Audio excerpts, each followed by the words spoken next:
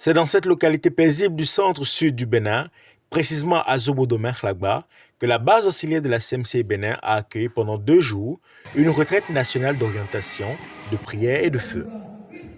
Sous la conduite du pasteur Koumambe Bossou, leader national de la CMC au Bénin, cette rencontre n'a pas été une simple réunion d'édification, mais un véritable rendez-vous stratégique pour tout le corps de Christ, rassemblé autour d'une seule conviction, à savoir Jésus seul.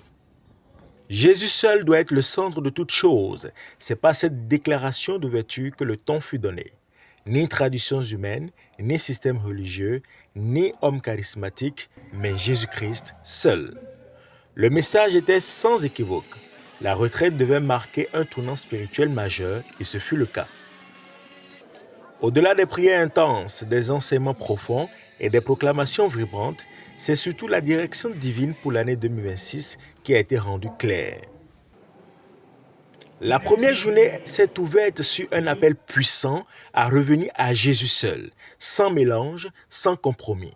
Le leader national a dénoncé le snobisme spirituel, l'idolâtrie des hommes, l'ingratitude et la tiédeur spirituelle.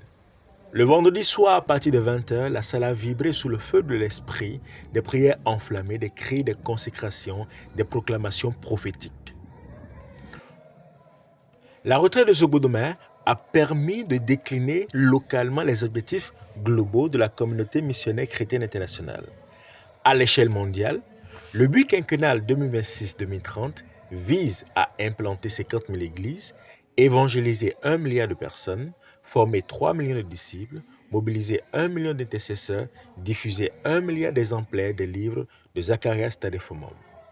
L'engagement du Bénin dans cette vision, pour sa part, le Bénin s'est engagé à implanter 1000 églises par an, susciter 40 jeunes de 40 jours chaque année, lancer 6 sessions du MPJ chaque année sous la coordination du pasteur Christophe Kowe et du pasteur Robert Vlavo.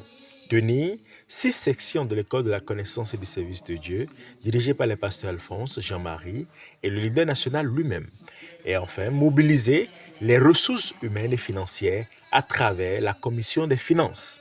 C'était aussi l'occasion où chaque organe chargé de porter cette vision a été consacré afin que l'œuvre du Seigneur ne soit pas tenue avec négligence ni nonchalance, mais avec ferveur et rigueur pour l'avancement de la communauté. Au cœur de cette deuxième journée, les participants ont médité 2 ouvrages stratégiques. Le chemin du combat spirituel de Zacharias Tadefomom, le chemin de la prière victorieuse de Zacharias Tadefomom. Ces lectures ont réaffirmé l'importance d'une prière intense et structurée, base incontournable pour toute église conquérante. Le leader national a mis en lumière 3 profils spirituels présents dans l'œuvre. Les spectateurs, qui sont les premiers, ils observent, critiquent, mais ne s'engagent pas. Les deuxièmes sont les perdants. Ils sont enchaînés par la tiédeur, le murmure et l'orgueil. Et la troisième catégorie, ce sont les gagnants qui obéissent, qui bâtissent et qui sont résolus à avancer. Chacun doit décider de son camp. Le temps de la légèreté est terminé, affirma l'orateur. La retraite de Zobodomé s'est achevée dans une atmosphère d'onction et de détermination. Ce n'était pas une fin, c'était le début d'une marche stratégique vers la conquête spirituelle du territoire.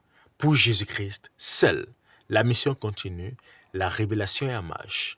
À Dieu soit la gloire.